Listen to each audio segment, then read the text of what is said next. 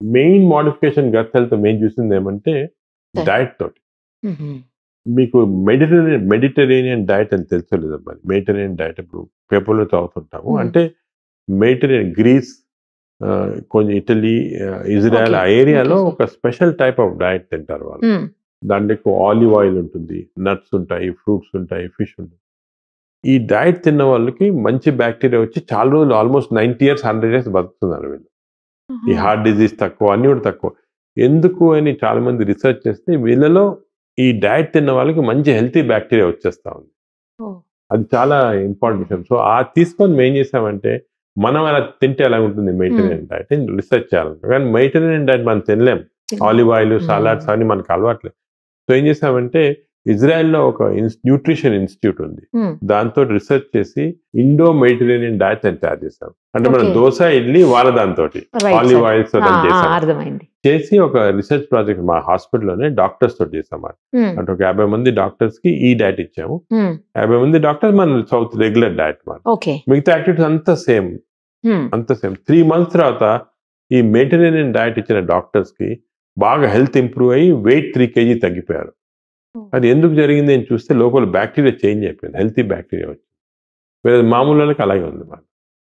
So ఇది చాలా నాకు కూడా చాలా ఎంత ఇంప్రెస్ అంటే నేను కూడా డైట్ చేంజ్ మార్చుకున్నాను నేను కూడా. అవునా సార్? ఎందుకంటే మన డైట్ పైన ఇంత ఇంపార్టెంట్ కరెక్ట్. అంటే correct sir. Diet bacteria important.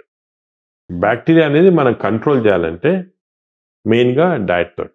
ఇంకోటి ఈ బ్యాక్టీరియా ఎలాగొస్తాయంటే మనకి పుట్టుకతోటి అంటే మామూలుగా మదర్స్‌కి వజైనల్ డెలివరీ చేసి హ్మ్. 6 మంత్స్ దాకా బ్రెస్ట్ ఫీడింగ్ చేసి హ్మ్. యాంటీబయాటిక్స్ ఈకపోతే హ్మ్. 6 మంత్స్ దాకా సార్. చైల్డ్‌కి హెల్తీ బ్యాక్టీరియా ఉంటాయి. ఆ లైఫ్ అంతా కంటిన్యూ అవుతుంది. ఓహో! అదే మదర్ సిజేరియన్ సెక్షన్ ఆ! చేసుకొని 6 మంత్స్ లోపల వీనింగ్ చేసేస్తే బ్రెస్ట్ ఫీడ్ చేయకపోతే ఈ చైల్డ్‌కి 6 మంత్స్ లోపల ఇప్పుడు చిన్న డైరీ వస్తే కూడా యాంటీబయాటిక్ ఇచ్చేస్తుంటారు కదా! అలా చేస్తే బ్యాడ్ బ్యాక్టీరియా. పాపం ఆ చైల్డ్ ఫాల్ట్ కాదు. ఆ మనిషి ఫాల్ట్ కాదు. చిన్నప్పుడు ఈ ఐదర్ అన్నెసెసరీ సిజేరియన్ ఆపరేషన్ అన్నా, లేకపోతే యాంటీబయాటిక్స్ ఇయటం వల్ల గానీ, లేకపోతే బ్రెస్ట్ ఫీడింగ్ చేయటం లేకపోవటం వల్ల గానీ ఈ బ్యాక్టీరియా వచ్చేసాయి. అండ్ లైఫ్ లాంగ్ ఈ బ్యాడ్ బ్యాక్టీరియా ఉంటాయి. దానికే నౌ వీఆర్ ఎంఫసైజింగ్ ఎర్లీ స్టేజ్‌లోనే మేము మంచి బ్యాక్టీరియా తెచ్చుకోవాలా. Vaginal delivery important. అసలు ఎంత మేజర్ ప్రాబ్లమ్ ఉంటేనే యాంటీబయాటిక్స్ ఇవ్వండి. లేకపోతే ఇవ్వొద్దండి 6 మంత్స్ దాకా. ఓకే. మదర్‌ని కూడా ఇంతకుముందు 3 నెలలు అనేవాళ్ళు ఇప్పుడు 6 నెలల దాకా బ్రెస్ట్ ఫీడింగ్ చేయమంటున్నాం. చేస్తే మనకి హెల్తీ బ్యాక్టీరియా. సో అక్కడి నుంచి స్టార్ట్ అవుతుంది. స్టార్టే ఓకే. మన లైఫ్ మనం ఇంకోటి ఫుడ్స్ చేంజ్ చేయడం గానీ, ఇవ్వాలా దానివల్ల అన్ని దానివల్ల స్మోకింగ్ వల్ల, ల్యాక్ ఆఫ్ అన్నీ కూడా బ్యాక్టీరియా పైన effect. So the bacteria are the brain controlling everything. Hmm. ఇంతకుముందు మనకి ఎప్పుడో పూర్వకాలం చరక మెడిసిన్ ఉండేది. అవును చరక సార్. పుస్తకం హ్మ్. ఆయన చరక పుస్తకంలో రాశాడు. The source of all disease is the gut. అంటే మన కడుపులోనే అన్ని జబ్బులు పుడతాయని రాశాడు. అప్పుడు ఎవరు నమ్మేవాళ్ళు కాదు. ఆయన కూడా ఎందుకు రాశాడో మరి తెలీదు అలాగా. అలా రాశాడు.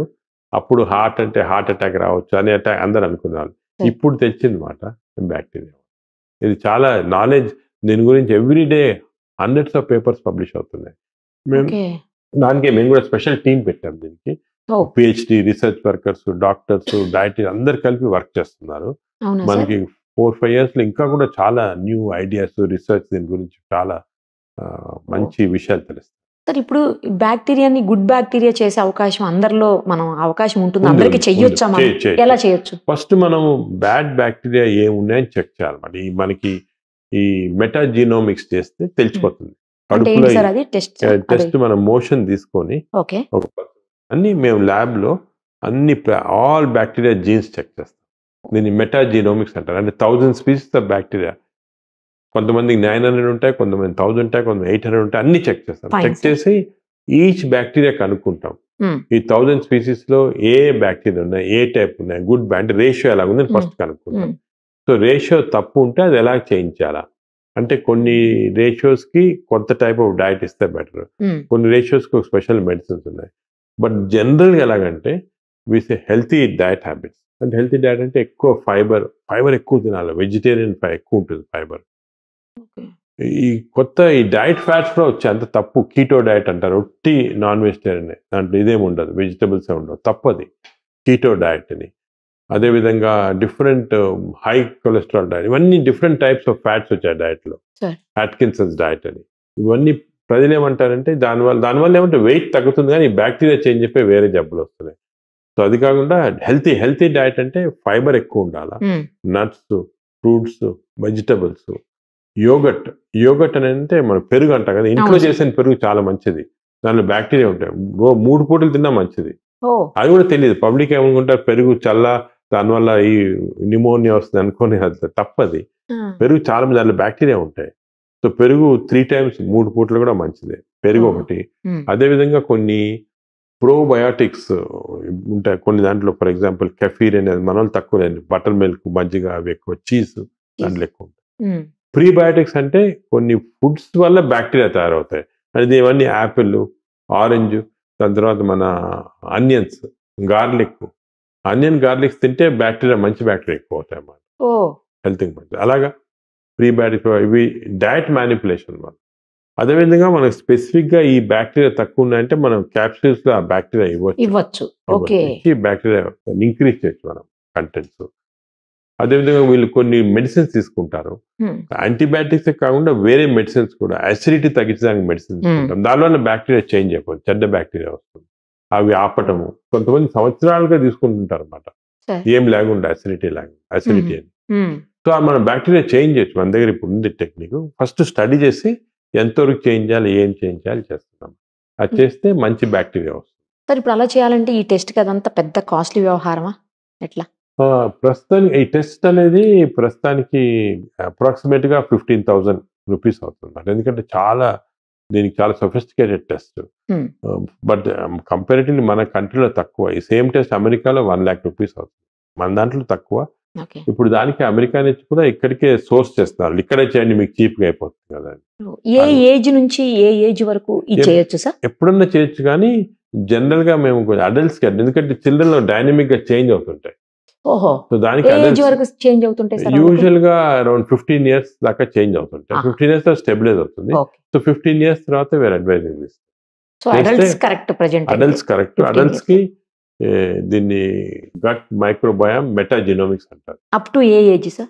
అప్ టు 70 years దాకా చేస్తాం. చేసి దీన్ని ఏం చేంజ్ వచ్చే చూసి మాడిఫికేషన్ చేస్తాం. దాన్ని మళ్ళీ చేంజ్ చేసి మంచి చూసాం, చాలా మందికి హెల్త్ ఇంప్రూవ్ అయిపోతుంది, వెయిట్ తగ్గిపోతారు, డయాబెటీస్ కంట్రోల్ వచ్చేస్తుంది.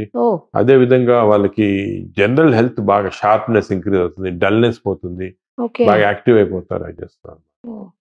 ఇదే ఈ బ్యాక్టీరియల్ ట్రీట్మెంట్ కొన్ని సీరియస్ డిజీజ్ కూడా ఇస్తున్నాము. ఫర్ ఎగ్జాంపుల్ అల్సరేటివ్ కోలైటిస్ అంటే ఇన్ఫ్లమేటరీ బౌల్ డిజీజ్.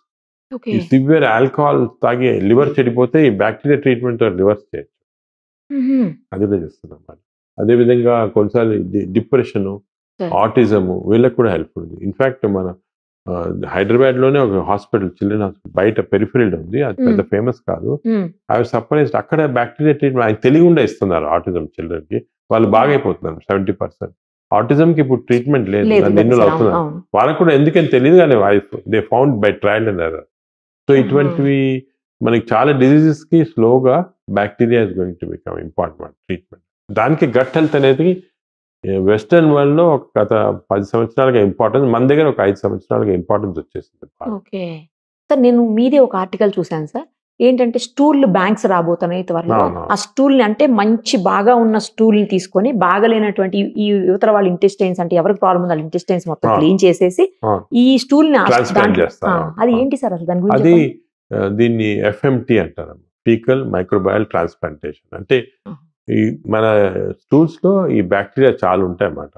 ఈ స్టూల్స్ ని మనం నార్మల్ గా stool is evacuated and flushed off, thrown off కదా. కానీ హెల్తీ వాళ్ళకి, ఫర్ ఎగ్జాంపుల్ బాగా మంచి అథ్లెటిక్ గా హెల్తీగా ఇంటెలిజెంట్ పర్సన్ స్టూల్ వేరేగా ఉంటుంది, ఒక డిజీజ్ ఉన్న పర్సన్ స్టూల్ వేరేగా ఉంటుంది, వీక్ గా ఉన్న డిజీజ్.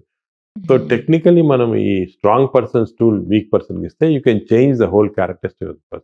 ఇప్పుడు దానికే కొన్ని హాంకాంగ్ లో ఫర్ ఎగ్జాంపుల్ ఈ స్టూల్ బ్యాంక్స్ ఉన్నాయి. So healthy persons can donate stool. In fact they pay money ఇస్తారు స్టూల్ డొనేట్ చేస్తే. ఎందుకంటే వాళ్ళు బ్లడ్ డొనేషన్ లాగా స్టూల్ డొనేషన్. అది స్టూల్ ని మోడిఫై చేసి దాన్ని అంతా మెటీరియల్ అంతా తీసేసి బ్యాక్టీరియాని మనం ప్రిజర్వ్ చేసి బ్యాంక్స్ లో, అంటే మన బ్లడ్ బ్యాంక్ లాగా ప్రిజర్వ్ చేస్తారు. -20 degrees ప్రిజర్వ్ చేసాం అనుకోండి, అది ఎన్ని సంవత్సరాలుగానే అలాగే ఉంచొచ్చు.